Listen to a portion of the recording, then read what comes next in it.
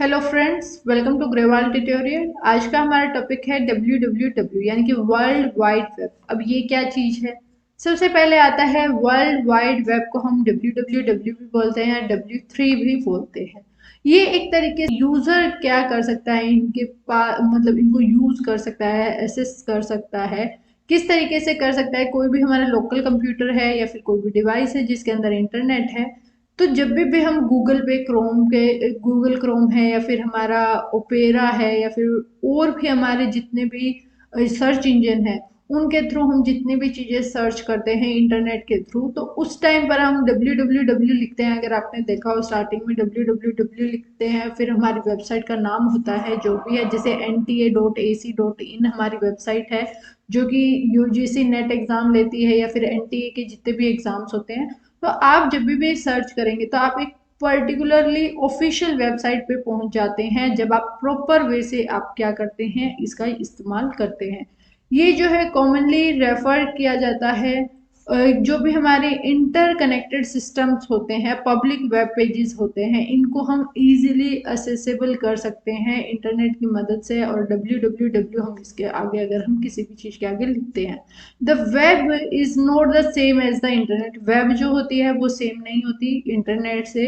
Web is one of many application build on the top of the internet, यानी कि बहुत सारी applications हैं जो कि बिल्ड की गई हैं, लेकिन जो www है ये बहुत सारी हमारी वेबसाइट्स होती हैं। अब जब भी आप क्रोम यूज करेंगे, क्रोम में आप जैसे ही टाइप करते हैं, आपको जो भी चीज जाननी है या जिस भी वेबसाइट पे आपको जानना, चाहे वो गवर्नमेंट की वेबसाइट हो, तो उसके अंदर आप सर्च करते हैं इसको लगाकर।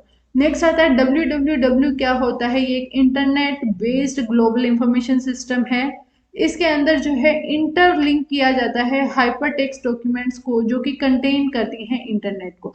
अब ये देखिए, हाइपर टेक्स्ट डॉक्यूमेंट्स हमारी होती हैं। आपने देखा होगा कि जैसे कि अभी हम सर्च कर रहे हैं क्लाइमेट चेंज के टॉपिक के ऊपर, हम सर्च कर रहे हैं, या फिर हमें मान लेते हैं हमें किसी की वेबसाइट पे जाना है, किसी यूनिवर्सिटी की वेबसाइट पे।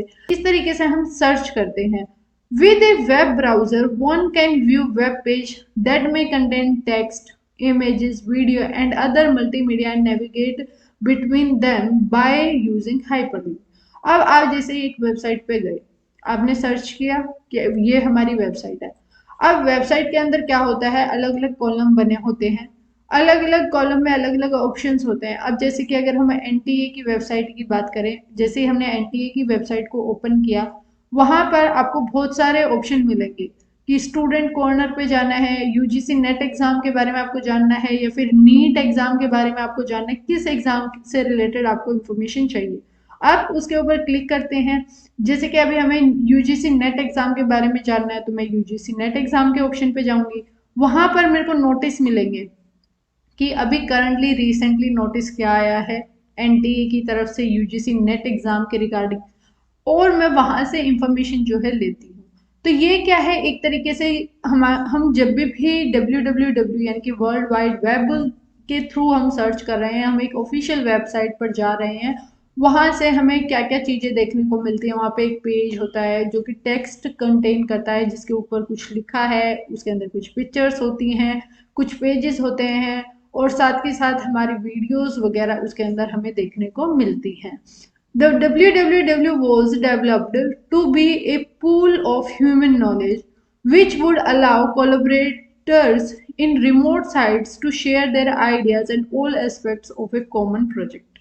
यानी कि ये इसलिए डेवलप किया गया था कि लोग क्या है, जो रिमोट साइट्स पर रहते हैं, वो भी अपने आइडियाज वगैरह शेयर कर पाए, वो भी एक कोई कॉमन प्रोजेक्ट में पार्टिसिपेट वगैरह कर पाए, अपने व्यू पॉइंट्स दे पाए।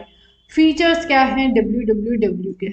तो फर्स्ट हमारा क्या होता है, the amount of information available on the internet has been become so large. Institution है, ऑर्गेनाइजेशन है, कंपनी है, हर किसी की वेबसाइट है। अब क्या होता है कि इन वेबसाइट्स यानी कि यहाँ पर इतना लार्ज इंफॉर्मेशन अवेलेबल हो गई है, तो इस इंफॉर्मेशन को अच्छी तरीके से इजीली और क्विक वे में जो भी सर्च कर रहा है, यानी कि जो रीडर है वो सर्च कर रहा है, तो उसके पास पहुंचाने के लिए www को बनाया गया। www is a search tool. ये एक सर्च टूल है जो कि हेल्प करता है हमें फाइंड आउट करने में इंफॉर्मेशन जो कि वेबसाइट्स के ऊपर दी होती है, या फिर जो है लिंक्स वगैरह दिए होते हैं, उनके थ्रू हम जो है आगे चीज़ें सर्च कर पाते हैं। कुछ हमारी वेबसाइट होती है उनके अंदर हाइपर लिंक दिए जाते हैं, कि आपने देखा होगा ब्लू कलर की लाइन शो होती है, अंडरलाइन होती है, और वो जो टेक्स्ट होता है हमारा ब्लू कलर में होता है, उसके ऊपर जब हम क्लिक करते हैं तो हम एक नए पेज के ऊपर चले जाते हैं। नेक्स्ट आता है hyper text is identified by underline text and a different colour usually, यानी कि बेसिकली तो वो ब्लू कलर में ही होता है, लेकिन अलग कलर भी हो सकता है, रेड कलर भी हो सकता है। नेक्स्ट आता है each time you access a new document by choosing a link there is a connection made with the web server।